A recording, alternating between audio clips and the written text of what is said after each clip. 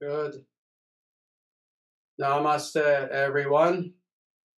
Everyone together, since we have a wonderful group of devotees here, let's have everyone in the audience hear us. And as I like to say, let us say this in such a way that the gods will hear in Svarga.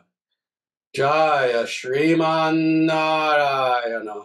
Jaya Sriman Narayana.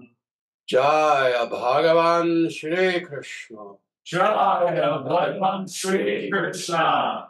Jaya Shri Guru. Jaya Shri Guru. Sanatana Dharma Jayate. Sanatana Dharma Jayate. Dharma Rashtra Jayate. Dharma Jayate. Suravangsha Jayate. Surya Jayate. International Sanatana Dharma Society Jayate. International Sanatana Dharma Society Jayate. Om Hari Om.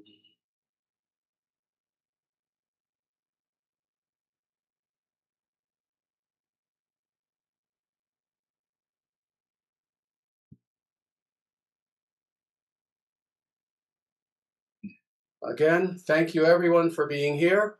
Our devotees who are here from everywhere, many different countries from all over the United States. Of course, the people watching online can't see this, but if you could see behind the camera, there are so many wonderful devotees here. You can't see them, but you can hear them, which is wonderful. And again, for everyone watching on Zoom, for the individuals who will be watching this video afterwards, because we will make the video of this talk and probably several of the talks at this conference available to the public in time. I thank you all for being here. I thank you all very much for watching. Well, as people know, we are celebrating the 12th annual International Sanatana Dharma Conference. And this conference thus far has been truly amazing. Really, it's only just starting because this is just the first day. Tomorrow we'll have another full day of activities, all sorts of wonderful activities. But thus far, things have been going wonderfully in every way. And very quickly, before I dive into my talk, let me explain the significance of these conferences. Because interestingly, there are conferences that take place all the time. You know, when I was in graduate school, when I was a quote-unquote academician, I attended all sorts of academic conferences. Indeed, I organized several academic conferences, panels with as many as 20 professors, et cetera, et cetera. There are all kinds of conferences that take place. In industries, there are conferences. Indeed, other religious organizations have conferences, et cetera. What makes our conferences different, and again, this is our 12th year of doing this. What makes our conferences different are several things. First and foremost, we'll start with the most important. First and foremost, our conferences consist of gatherings of true Vaishnavas, true devotees, individuals who are wonderful in every way. How do you describe a Vaishnava? There are so many ways. So many legitimate ways. There are illegitimate ways. Thinking it's just something sectarian. I belong to the Vaishnava sect versus something else. Now, what does it mean to be a Vaishnava? It means that you're wonderful. It means that you're someone who you aspire to be the best that you can be in every way, starting with the spiritual, but then including everything else. Including everything in your life. We strive for excellence in every way. Well, for those watching, again, right now through Zoom, and who will watch this in the future as a video, if you could be here, you would be in a temple room full of individuals who are Vaishnavas, fitting that definition. Individuals who, in every aspect of their life, with everything that they are, they strive toward excellence. They strive to know God. They strive to be the most good, the most loving, the most virtuous people that they can be. And that's who we have in our temple right now. That's also who we have watching, because so many devotees of the ISDS throughout the world, of course, couldn't make it here. As I keep telling people, and it's the case, I know, because I know what the ISDS is doing more intimately than anyone. We have devotees in about 70 nations, and many of them are watching right now. Many of them will watch in the future. And how blessed are we? So that's the first significance of this conference, is that we have something truly wonderful, a gathering of wonderful people. Wonderful people. More, there is also a greater significance to what is happening with this conference, and has happened with all the conferences actually. And that is, what is the theme of this conference, Welcoming the Golden Age? What have I been talking about for 3-4 decades? Coming Golden Age, coming Golden Age. Every time we have a conference like this, I think some people feel it, they don't necessarily express it. Well, I'm going to express it. Every time we have a conference, quote unquote, like this, a coming together of Vaishnavas, every time in this temple we do a puja to Sriman Narayana, every time we do a yajna, any sort of spiritual event like this helps to solidify the foundation of what is to come. What we're doing affects not just us, indeed, not just the totality of the ISDS, but unbeknownst to even some of us here, when we come together like this, what we are creating is the nucleus, the seed of what is to come. How have you felt in, just the last 2 days? Since people have been coming, some people came as early as Wednesday, many people came Thursday, some came Friday. What have you felt? You have felt fellowship, you have felt love, you have felt trust, you have felt spirituality quite literally in the air around you. This is a nucleus. This is showing us what is to come in the Golden Age.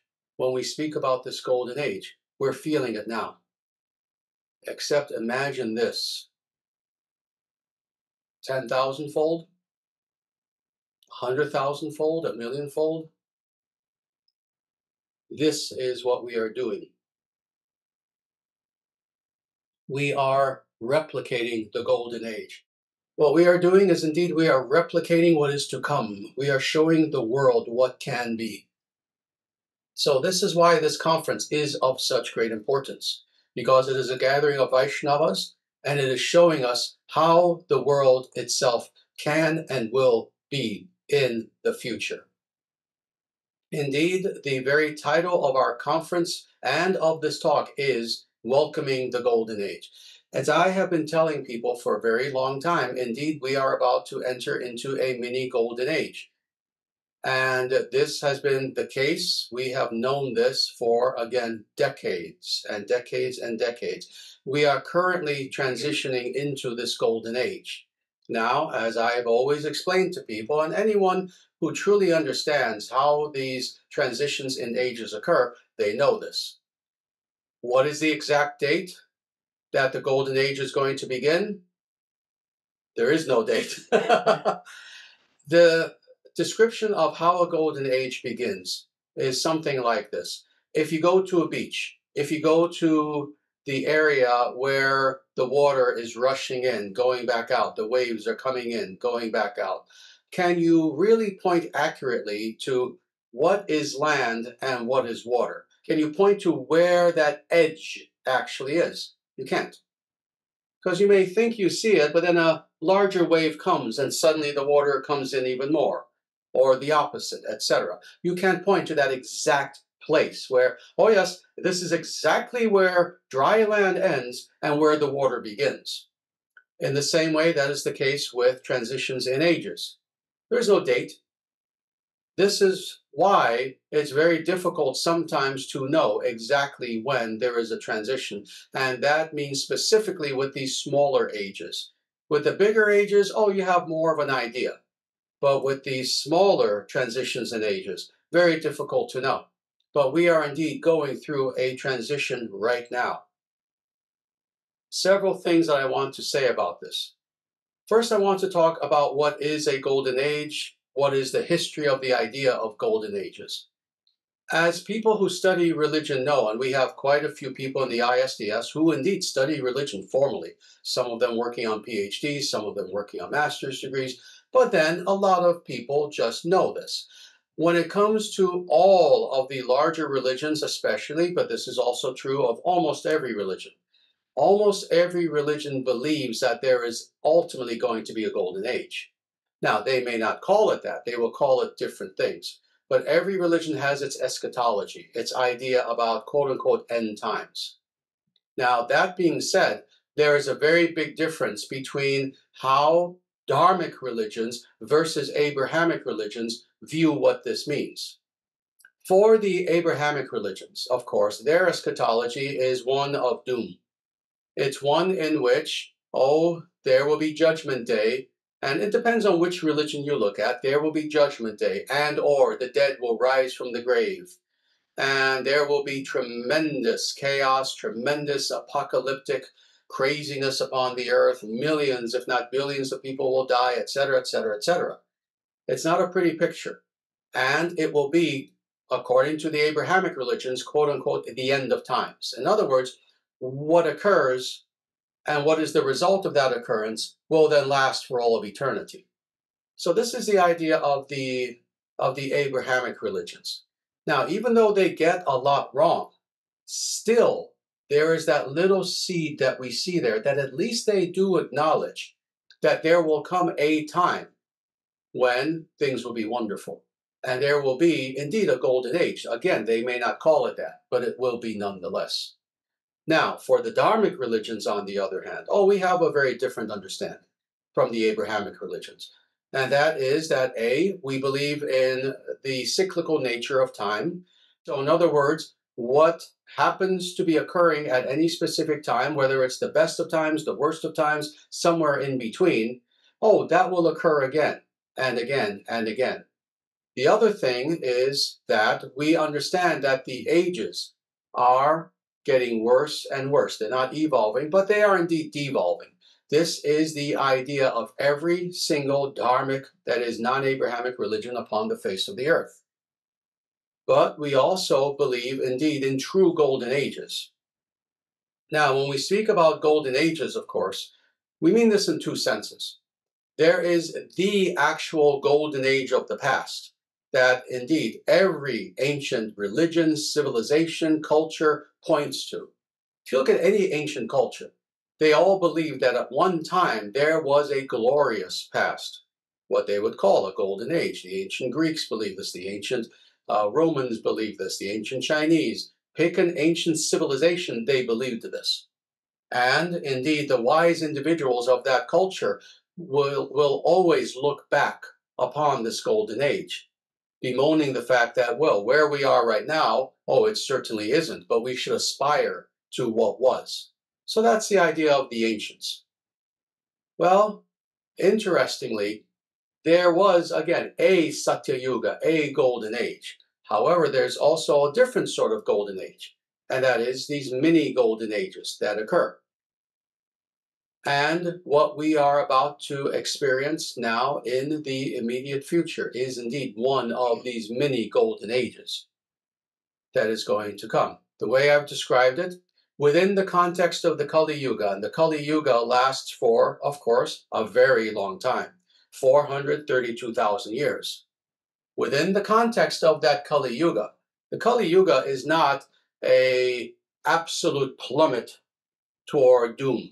That's not how the Kali Yuga progresses, if you want to call it that.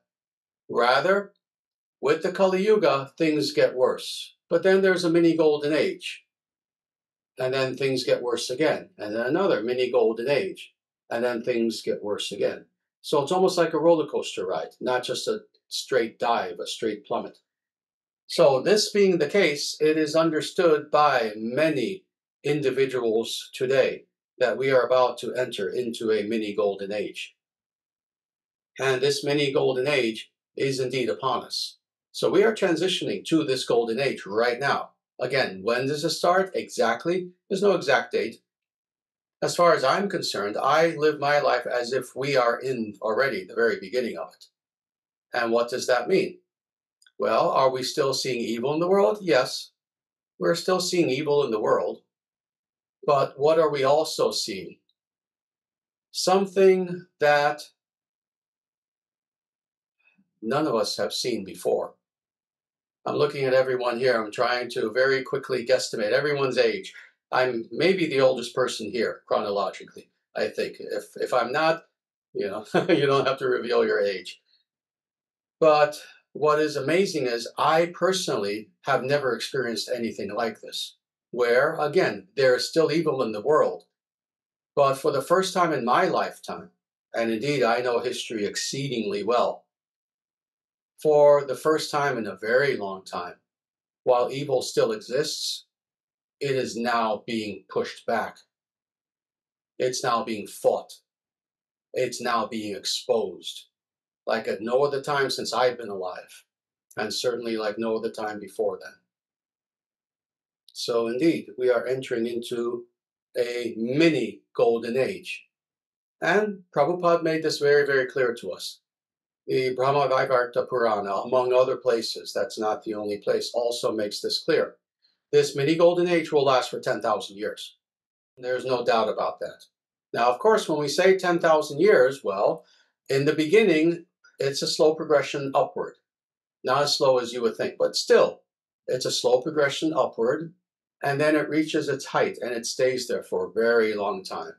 And toward the end, roughly the last 1,000 years of this mini golden age, there's again a slow descent, very sadly, and then this golden age is over.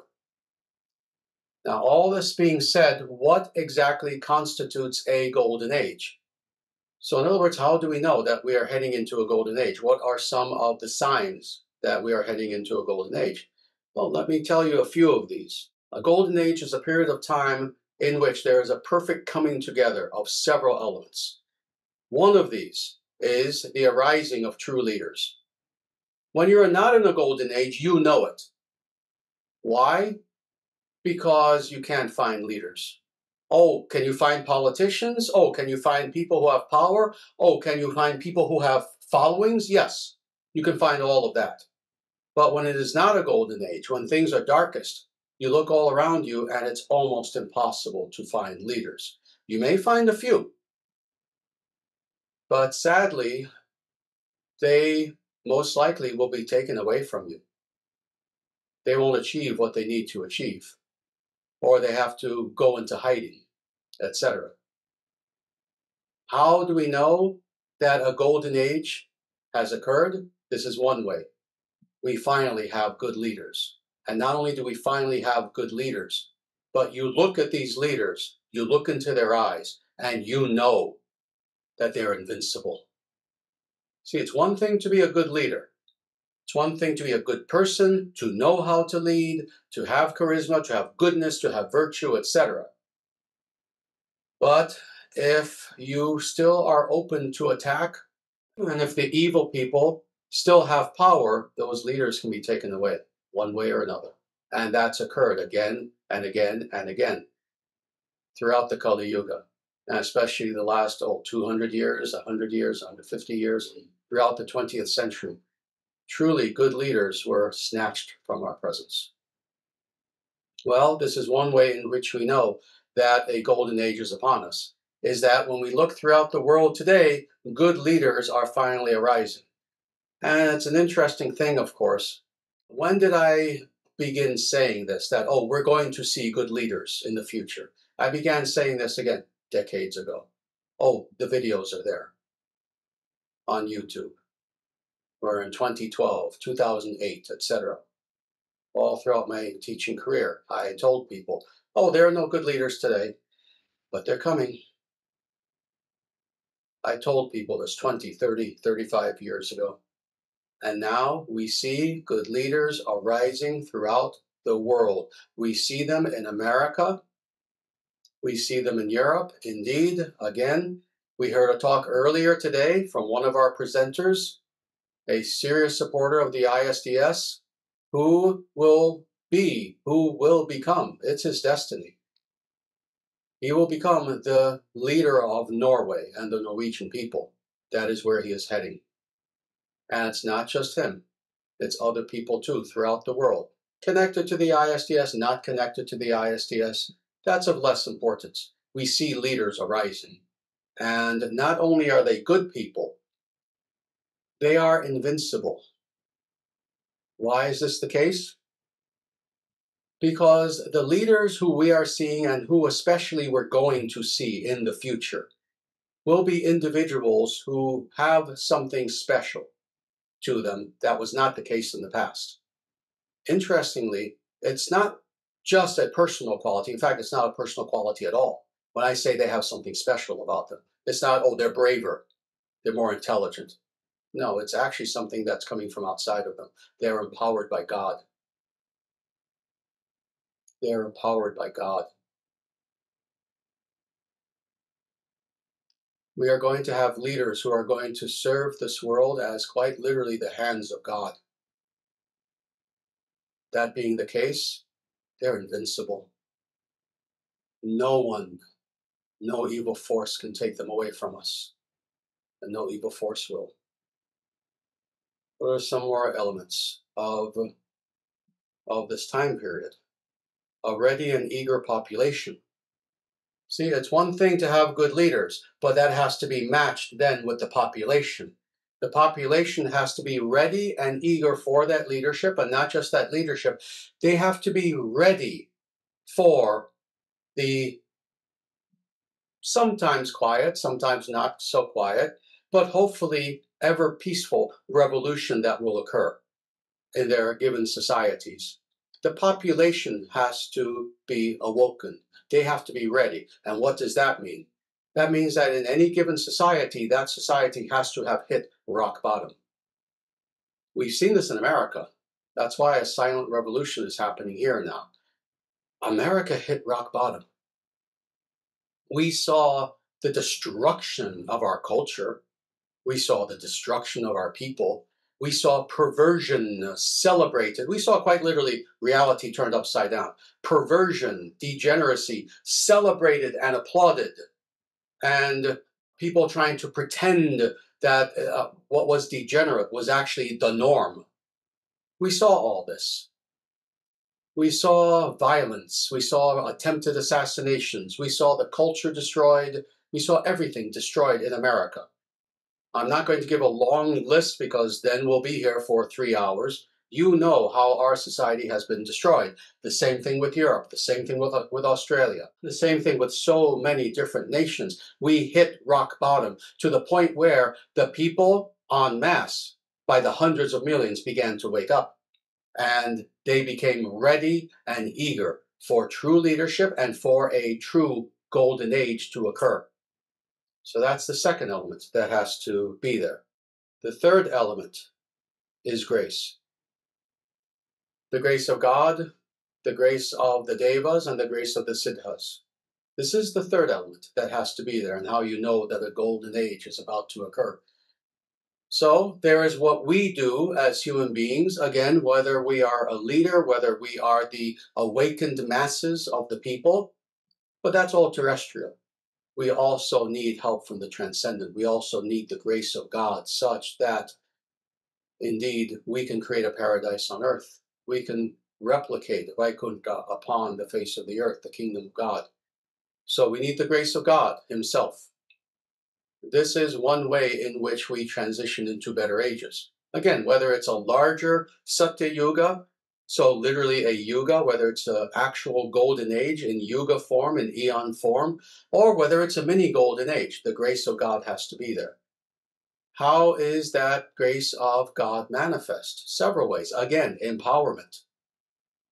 Empowerment is something that suddenly, seemingly suddenly occurs. That is, suddenly you have people on the planet who, again, it's not just that they're good. It's not just that they're charismatic. It's not just that they're intelligent. It's not just that they're a good organizer. There's something more. There's something that ties all that together and that serves as a tidal wave behind them. And they come not alone, but with the power of God behind them. That's empowerment. That is the grace of God himself. So this is another way in which a golden age comes, but I mentioned the Devas. We we need the grace of our friends also. Who are our friends? I just said it, the Devas. We rarely think of the Devas in these terms. When we think of the Devas, of course, what do we think about? Oh, very exalted, very high gods, which is true. But we forget, who are the Devas? Who are the gods and goddesses? These benevolent beings. Not just powerful beings, but the truly benevolent beings, the benevolent Devas and Devis. Who are they? They're our friends. They're on our side. They always are. They stand back when they have to, when they know that there is a cosmic process that's occurring and they can't touch. They have to have hands off. This is part of what it means to be a Deva, that they have that discipline. But at times like this, again, when society has hit its very worst point, then at that point, with God's permission, they begin to bestow their grace upon us. And let me tell you, the Devas are here helping us. You don't see them, but they are here. Some of us see them. They are here, the Devas and the Devis. They are bestowing their grace upon us. And you will not even believe how happy and relieved they are that they can now help us. And then the Siddhas. I'm using that term very, very specifically, the Siddhas. That means great beings who descend upon the earth in the form of humans. And they are here also to help us. Let me tell you something that I don't think I've ever said in public. We are graced with the presence of Siddhas on the planet today. Individuals who are perfected beings, who are here in human form, and who are here to help us. And they serve in several roles, many roles. But they are here in the form of humans, these great Siddhas. And let me just leave it at that. There's one last element by which we know that it is a golden age and which must be present if a golden age is here. And that is purity.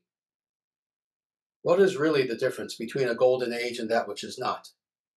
When we have a not golden age, or certainly the opposite of a golden age, which is the Kali Yuga. You have the Satya Yuga and the Kali Yuga, and they're quite literally mirror opposites. The Satya Yuga is the highest of attainments, the highest of civilization, the greatest heights of spirituality. The Kali Yuga is the very opposite, unfortunately. But what is one way in which we know that it is a golden age versus its opposite? In a golden age, you have purity. In its opposite, a dark and evil age, everything is impure. And what do I mean by everything? I mean everything. Many of the individuals, sadly, of that age, and often unbeknownst to themselves, not really their fault. The typical innocent person, what really do they have to do? They go along with the culture, they go along with what they know. So it's not 100% their fault. But what ends up happening? Oh, they themselves become impure. Why? Well, because the leaders are impure. Because the leaders are impure, and that means all the leaders. That means the religious leaders are impure. The political leaders are impure. The cultural leaders are trash, as we see today. There's no true culture today anymore. There's no true music. Very little, a little bit. But this is what we have seen. When all of this is the case, it then trickles down to the common innocent person. And the common innocent person becomes impure. Impure in what way? In every way. In their thoughts, in how they speak, in what they do. You know, there was a time, not even that long ago in the 50s, where you didn't curse. If you were in public and some person cursed, everyone in that vicinity would look at the person like something insane had just happened.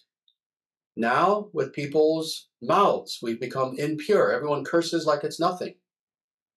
And people's thoughts, sadly, are impure. And again, people's actions are impure. That's today. Well, how do you know that there is a golden age? The opposite is the case. Everything becomes pure. And as I always have to explain to people, not Puritan, not in an artificial sort of way that you're stuck up and you think that you're better than everyone else. No, actually, What we mean is pure as in drinking pure water, as opposed to water with chemicals and garbage in it. Pure as in being able to breathe pure air like you're on top of Mount Everest, like you're in the Himalayas, and pollution has not reached you. We're talking about purity, oh yes, in our thoughts, that instead of our thoughts thinking hatred and lust and pornography, etc., our thoughts are thinking love. Our thoughts are thinking philosophy. Our thoughts are elevated, and on and on and on. It means, yes, being ethically pure. It means being individuals who we choose not to lie.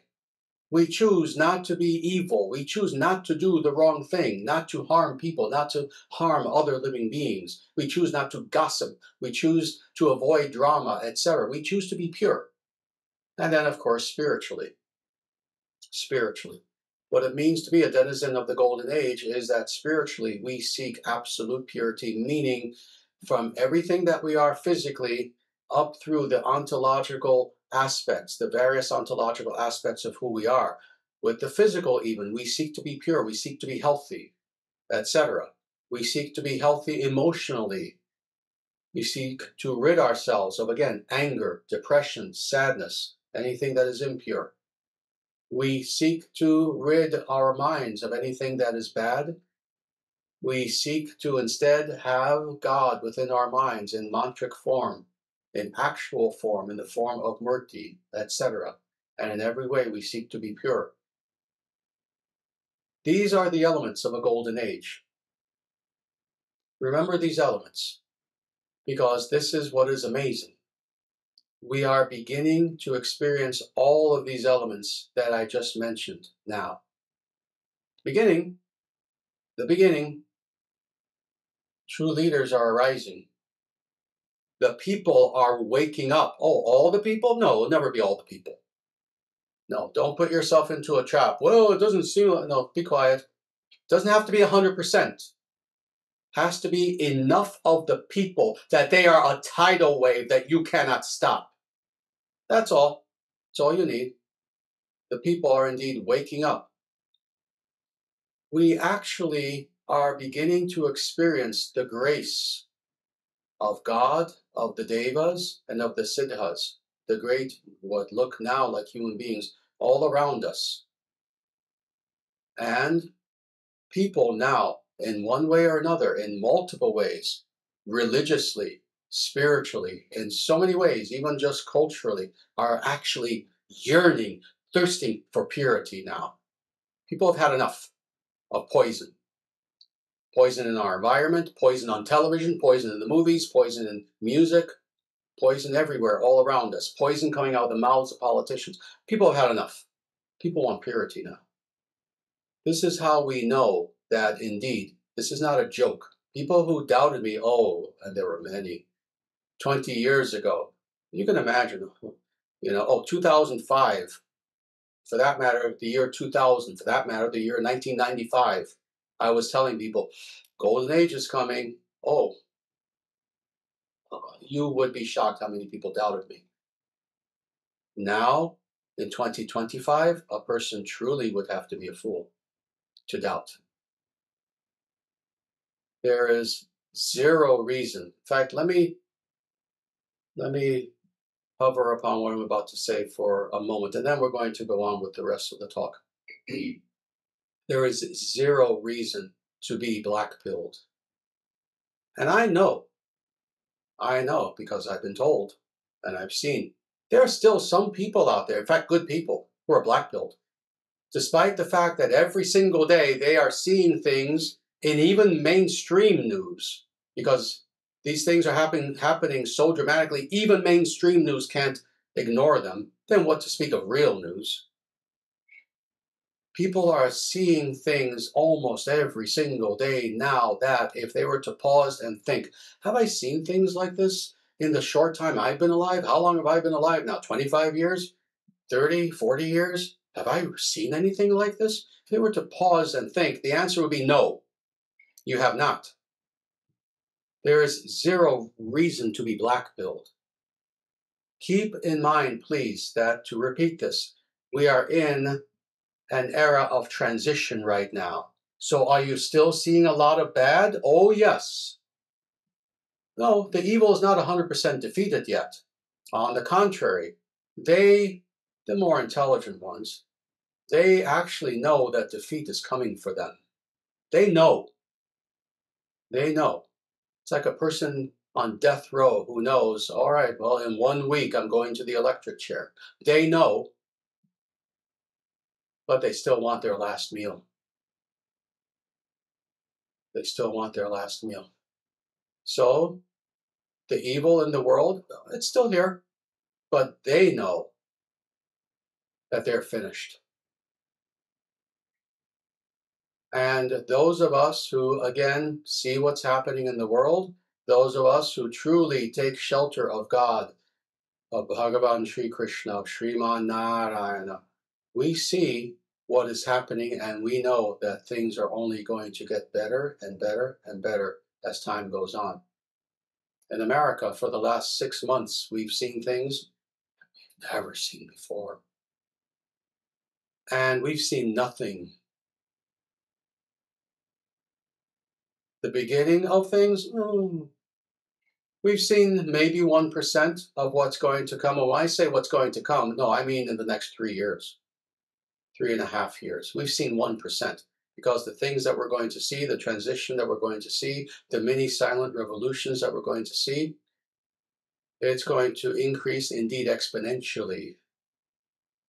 Oh, and evil will be defeated, and evil leaders will be defeated, which at one time was all that we had.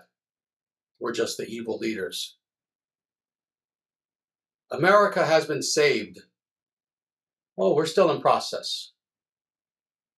America has been saved. Those of you from Canada, raise your hands, please. We're from Canada.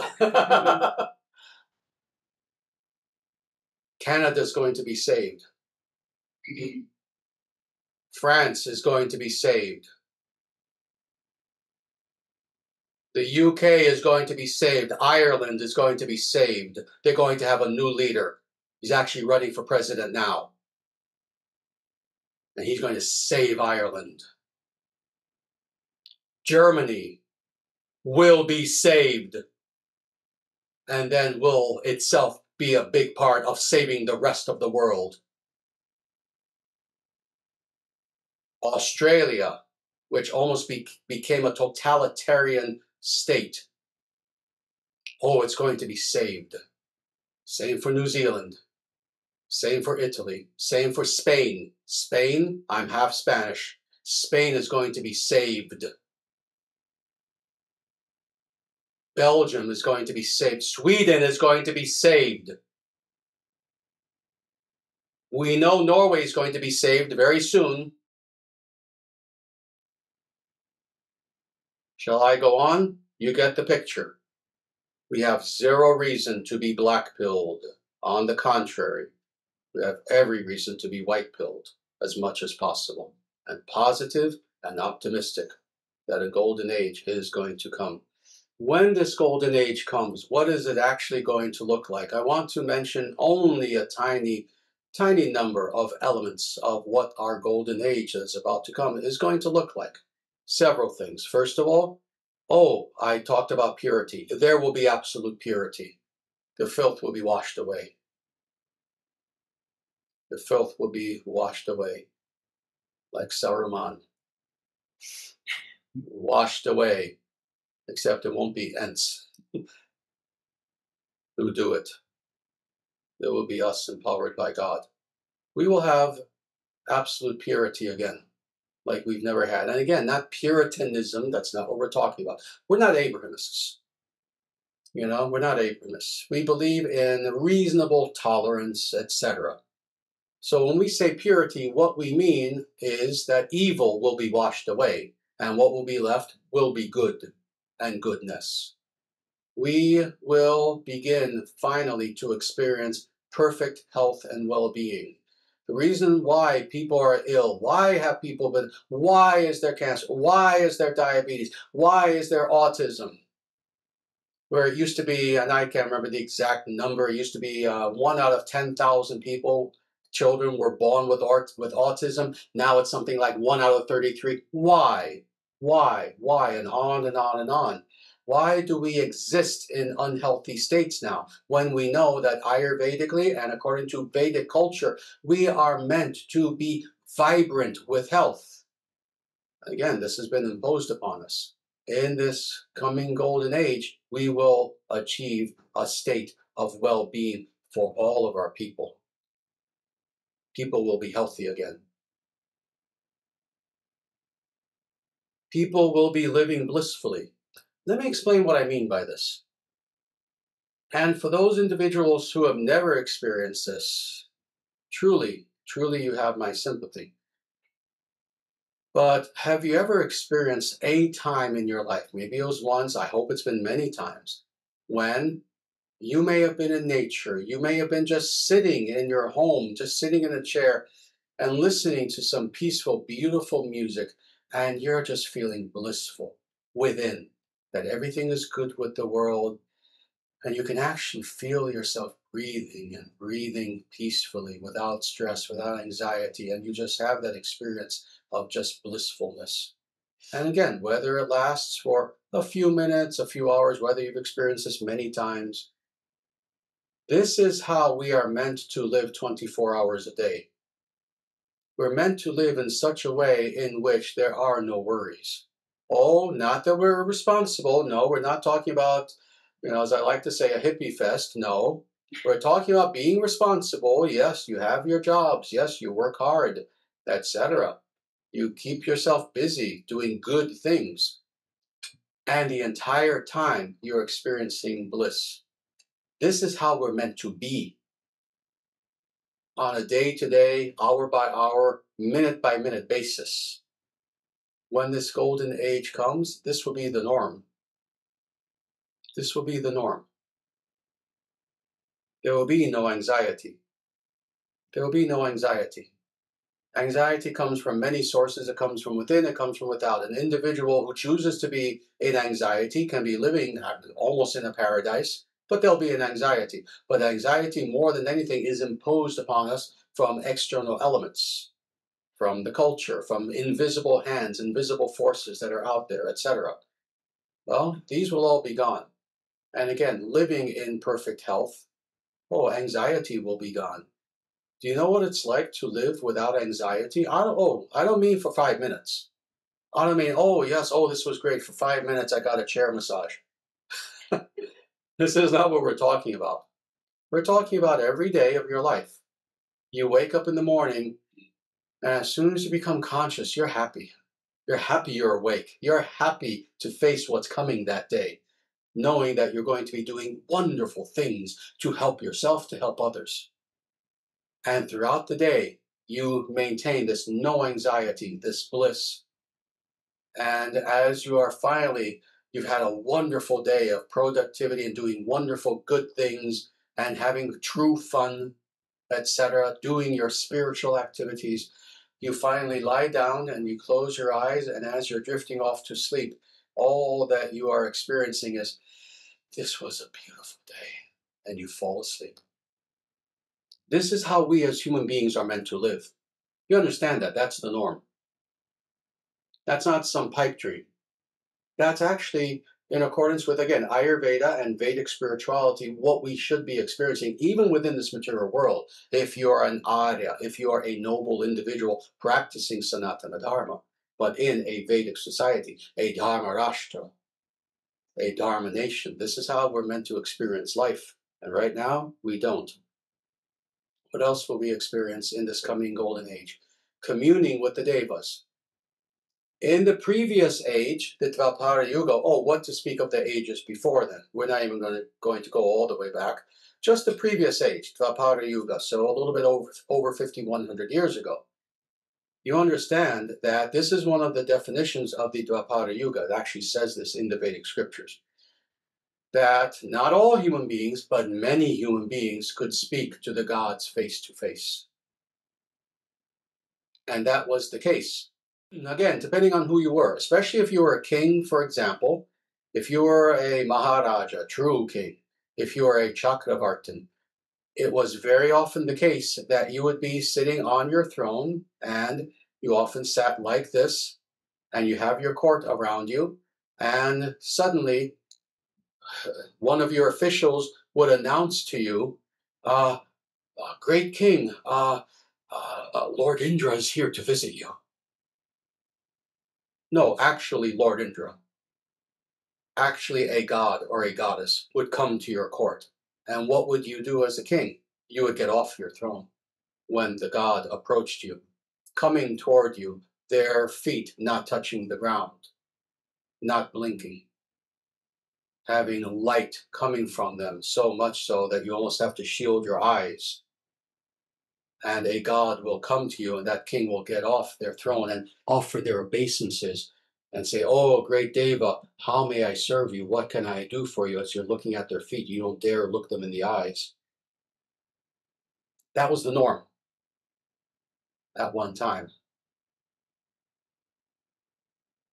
In this mini golden age, we will be communing directly with the gods again.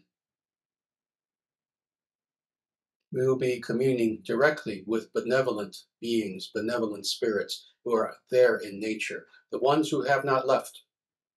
Many left at the very beginning, the first roughly 1,000 years of the Kali Yuga. Many of them left this world, not all, but the ones who were more dignified, the ones who especially just didn't want to even see or deal with what was coming, they left. But many stayed.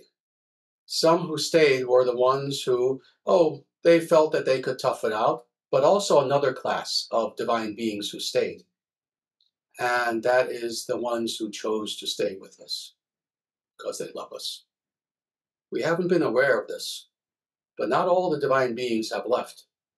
There are many who are left, actually. All you have to do is be a spiritual person and go very deeply into nature, and you'll feel them. Indeed, you'll almost think that they're whispering into your ears sometimes, and truthfully, they are. Those are the ones who actually chose not to leave, even though they knew what was coming. Can you imagine this? They are still here with us. They are our friends. Deep in nature, they are the devas, the devis, in the atmosphere. But more, as this golden age progresses, what we're going to see also is that more and more, many of these divine beings will start to come back. And why? The neighborhood's gotten better. The neighborhood's gotten better. It's almost that simple, actually. We have to keep in mind, even when we're talking about divine beings like the devas and devis, they are beings. They are individuals. They have their own concerns, etc. And just like anyone on earth, you live in a neighborhood, you see that neighborhood starts to go downhill, oh, you leave. You leave. The neighborhood starts to get better, you start to trickle back. The devas do the same thing. Isn't that nice? So as our earth gets better, the devas will begin to interact with us more and more, to the point where, and I know this for a fact, in the future we will have some earthly leaders, we will have some leaders of nations in the future who quite literally will have the devas visit them in their courts again.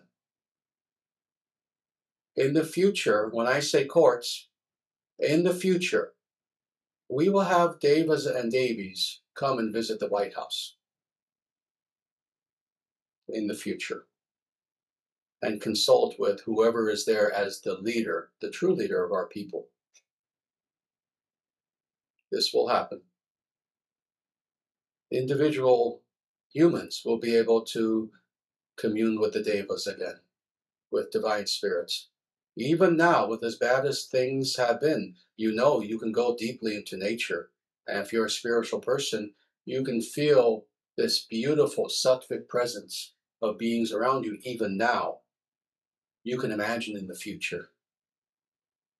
You'll actually see them in the corner of your eye. You'll see light. You'll literally see them. You'll hear their voices. You'll hear their laughter, their joyful laughter. in the future. Nature will be foremost. In this coming golden age, nature will be everything. Nature will be predominant. What have we seen? Oh my Lord, what have we seen in the last, whatever, pick a time period, 70 years, 80 years, since the turn of the 20th century. What have we seen? It's the urban cities, concrete that has become predominant and that holds sway. Well, in the future, it's going to be the opposite. It's going to be nature that will reign supreme again, even if you live in a city. Interestingly, I've talked about this, what Vedic cities were like, what they are going to be like in the future. There will still be cities, but they will be small, 50,000 people or less, and they will be beautiful, and there will be nature all throughout. There will be parks, there will be trees growing everywhere. There will be plants everywhere in gardens. Every home will have a garden, and on and on. Nature will be predominant. When you go out, again, when you go out into nature, unlike now, there's a little whispering of it now. But in the future, when you go out into nature, you will know that you are in a kingdom. You will enter nature with more respect because you will hear nature speaking to you. Nature is going to become predominant, not concrete anymore. We will be surrounded by the spiritual. That's obvious. We will be surrounded by the spiritual. What does that mean? Everything will be made sacred. This is also what it means to live in a Vedic society, in a truly Dharmic society. And again, we see this with so many societies of the past. And that is what? That everything is seen as tied to the transcendent. Again, nature, yes, but the arts, architecture, medicine, sciences. There will be no such thing anymore as science opposed to spirituality, that they're two enemies. No. Any science that sees itself opposed to religion is not a real science. It is just demonic. It's just a demonic pursuit. True science sees itself as working in cooperation with the spiritual. Oh, we're going to see this again in the future. Everything will be made sacred. We are going to see beauty all around us. Beauty also will come to the fore. This is one of the hallmarks of Vedic civilization. You know, we talk about this all the time. Vedic civilization, Vedic civilization. Indeed, civilization, real civilization. Not what's called a civilization, but real civilization. What is one of the foundations? Beauty. Civilization celebrates beauty. That is indeed what makes it a civilization. Why? Because beauty itself is a manifestation of God. And when you honor true beauty, you're honoring God. A real civilization understands that. This is why, again, in modernity, and not just modernity, because modernity goes back 200-300 years, especially in, the last 50, 60 years, what do we see? Almost all culture celebrates ugliness. Ugliness. Culture, now, so-called culture, celebrates ugliness. You know, we see this all the time. People purposefully, and it's sad. We have to feel sorry for these people, but psychically they have become so warped, they make themselves ugly. They dye their hair, interestingly, what? Unnatural colors. They dye their hair blue, they dye their hair pink, etc. They have piercings everywhere. They purposefully make themselves ugly. Instead of looking wonderful, they celebrate ill health, etc. This is what we're living in now. We're living in anti-civilization. True civilization celebrates actual beauty. And no, beauty is not in the eye of the beholder. There are standards. There have always been. Every civilization has standards for beauty. This is true when it comes to Greco-Roman civilization. I've read the works on aesthetics written by the Greco-Roman philosophers. They have their standards. The Chinese have standards. Ancient India had standards. And this is what's interesting.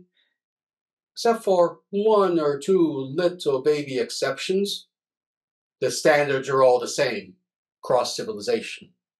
There is objective beauty. That's understood. This is true in music. This is true in visual art. This is true in poetry, in writing, and on and on and on and on. This is one of the foundations of, indeed, what will be the Golden Age. Beauty will be celebrated again. Now we're going to come to a close with now the last section I'm going to be speaking about, and that is how to welcome the Golden Age. Because here we are all individuals who, my Lord, we are special. The members of the ISDS are amazing individuals. Why are you all here? Many reasons, many good reasons. Of course, you want to know God.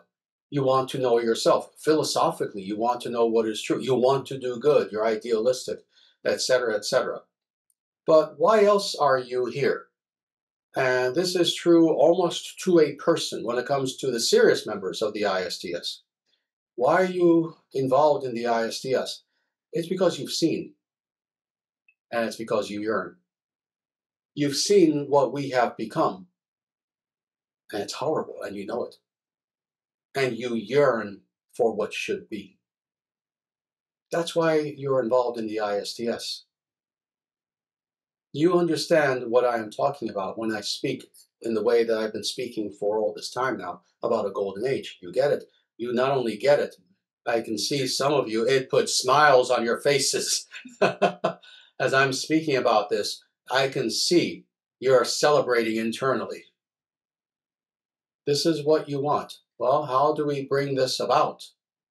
Several things to be said about this. First of all, I've said this before. Begin right now to live as if you are a denizen of the Golden Age. Don't see the Golden Age as something exterior to you alone. Oh, it is. It's exterior, yes, but it's also interior. In fact, interestingly, this is another hallmark of the Golden Age that I didn't even speak about, but I'll mention quickly. The Golden Age is the exteriorization of spirit. It's taking who and what we are, the best of who and what we are, the best of what is, and making it exterior, creating a civilization of it, quite literally constructing buildings and architecture based upon the spirit. So that being the case, you want to help to bring about this golden age, live as a denizen of the golden age now. Live as if you are a citizen of this civilization that I'm speaking about, that we can't quite see yet. Oh, trust me, I know. There's still a lot of craziness out there in the world, I know.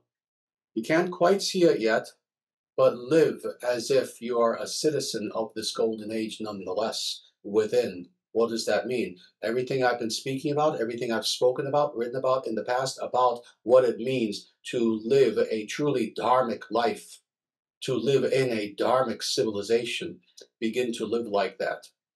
And begin to even think to yourself, yes, I'm within this world. Yes, I am in France. Yes, I'm in Russia. Yes, I'm in Japan. Yes, I'm in India. Yes, I'm here. Yes, I'm there externally. But internally, I am a citizen of the Dharma Rashtra, of the Dharma nation. Live in such a way. Think in such a way. And more. Thinking in that way, actively consecrate your life. Consecrate your life. I'll explain what that means, but truthfully, as I say this, most, if not all of you, are doing this already anyway. And again, not just the people who are here, the people watching, so many thousands of supporters of the ISDS. Consecrate your life. What does that mean? Oh yes, live as a denizen of the Satya Yuga, live as a denizen of this golden age, but more, make everything in your life sacred. Make everything in your life sacred. Bring yourself, all of you, individually, you know who you are. Bring yourself to be the very best of who you are within as Atman. That means continue to grow in every way. Spiritually, oh, that's the foundation.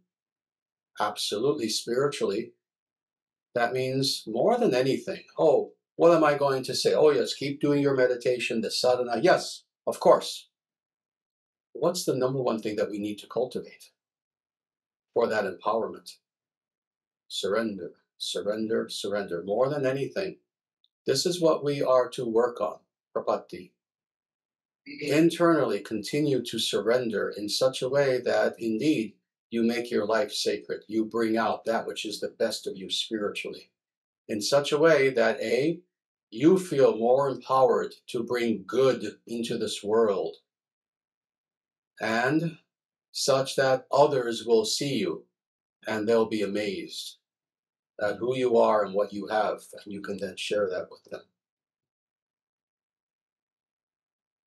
The next thing, oh yes, be active. Be active.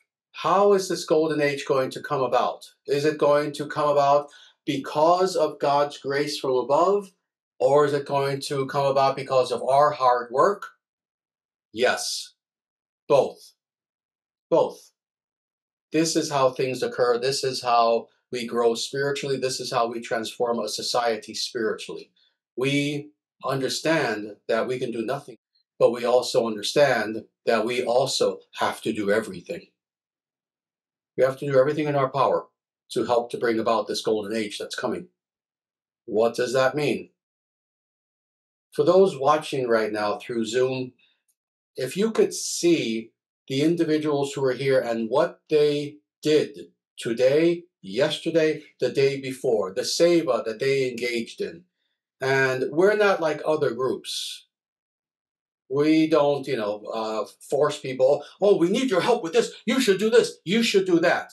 We don't force people to do work. We don't force people to do service. On the contrary, what is wonderful is it happens spontaneously. It just happens. People just start doing. I turn around, the dishes are washed. I turn around, something else is done. People just do it spontaneously. This is bhakti. This is devotion. This is being on fire with love for God. That spontaneously people want to do and do and do that which is right, that which is good, that which is service, seva. Well, we need to do this as much as is possible. And certainly, oh yes, I appreciate everything that everyone has done to help with the conference, with construction, literally construction, with cooking, cleaning, arranging flowers, everything that's been done. But this conference will be over in a few days. So these sevas will be finished. I ask you to not stop your seva. And instead of the things that you did here, have your seva be that you go out into the world, again, teaching, not preaching, not being annoyances to people, but doing everything that you can to teach Sanatana Dharma. Again, in a dignified way. In a dignified way. Continue to speak to people. Speak to people you know. Be on X. Be on Facebook. Be on YouTube. Be on all social media. Have your own accounts. Have your own YouTube channels. Whatever it is you want to do. If you are not technologically sophisticated enough that you can do something like that, then just do it in person. Speak to friends. Speak to a good person who you encounter. I talk about this once in a while, how, you can even go to a cafe and the person helping you can tell if you're a spiritual person that either, it's a grouchy person, or you can sometimes meet a person who you just talk to them for 90 seconds and you can tell, my Lord, this is the sweetest, nicest person.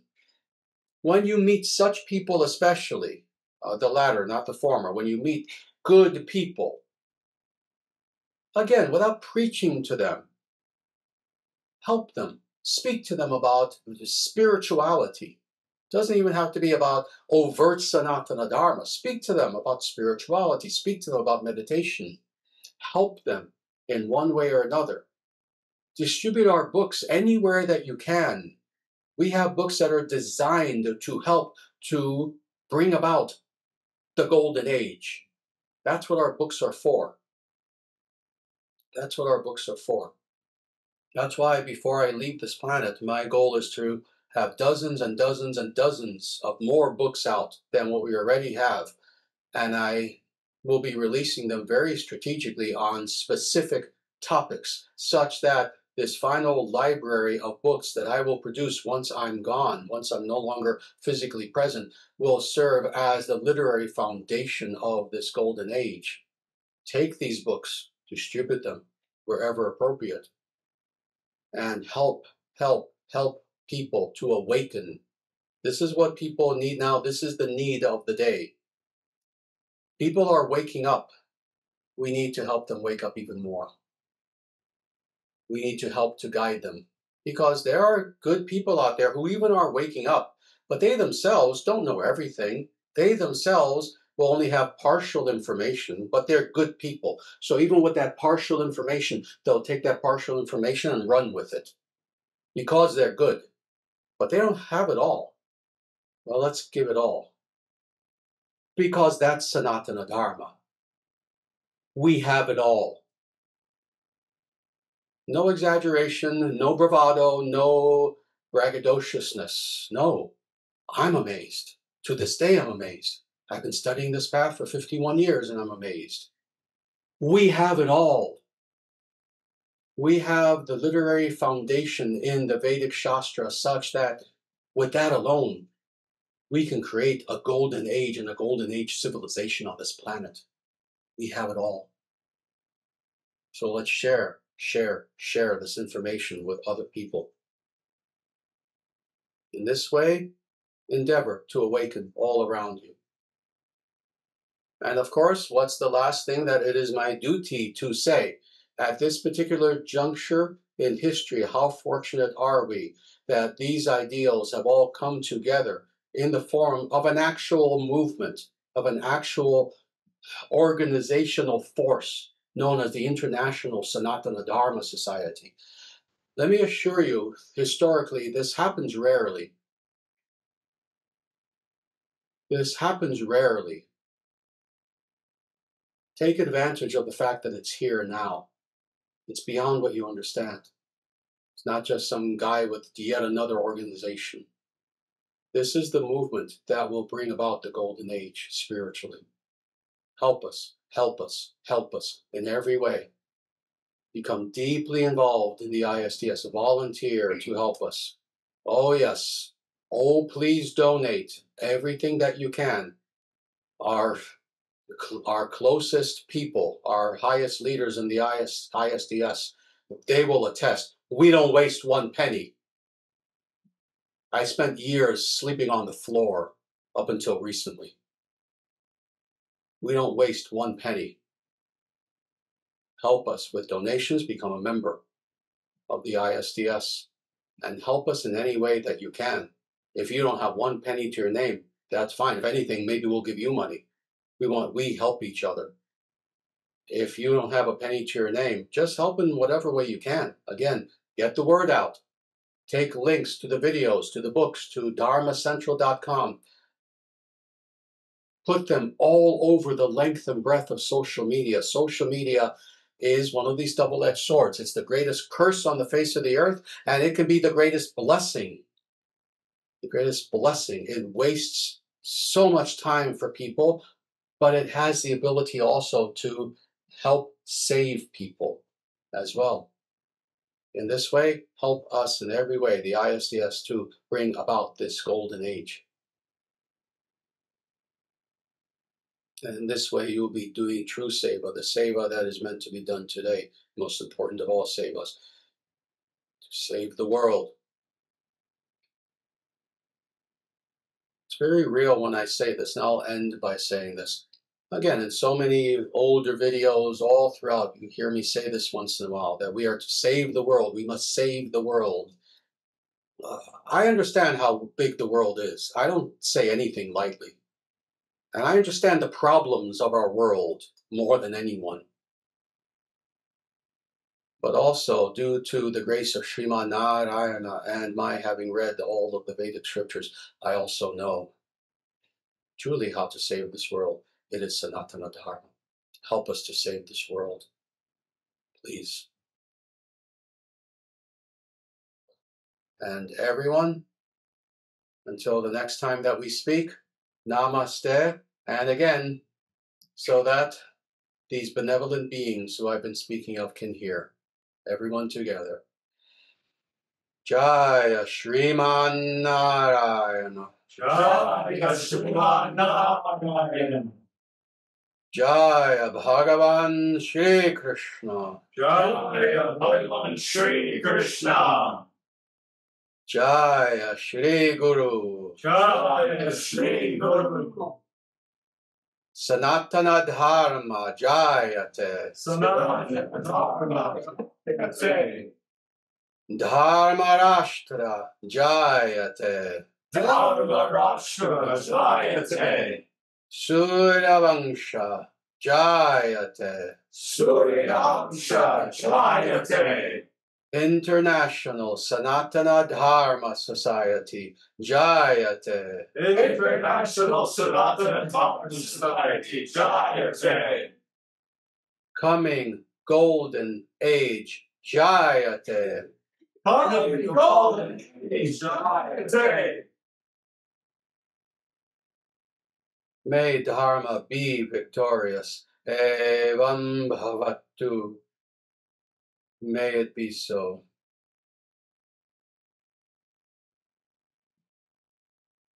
Everyone, I need your answers loudly. Will it be so? Yes. Yes. And so it shall be. Ma Shuchaha. Do not fear.